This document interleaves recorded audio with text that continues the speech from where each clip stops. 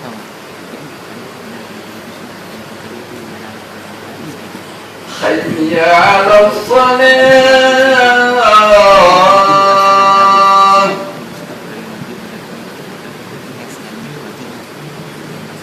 حي على الفلاح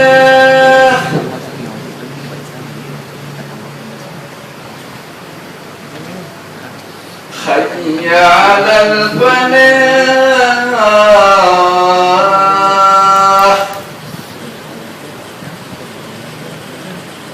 الله أكبر الله أكبر لا إله إلا الله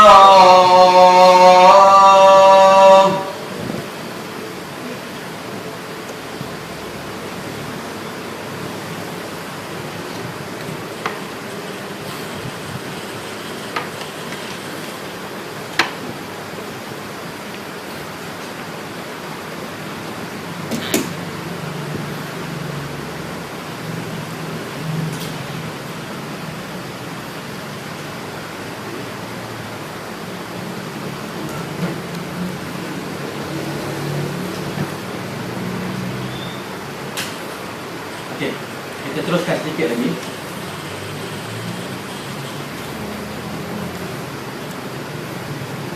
Yang ke-14, dalam hadis ini menunjukkan wajibnya membasuh anggota-anggota wudu secara tertib, dan wajibnya al-muwalah bainaha, artinya apa ya, muwalah ni berterusan, okey, tertib dan berterusan.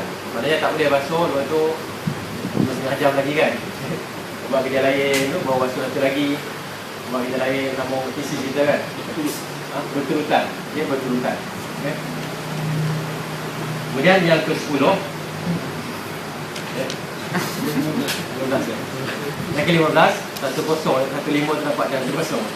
Yang ke-15 ialah hadis ini menunjukkan kepada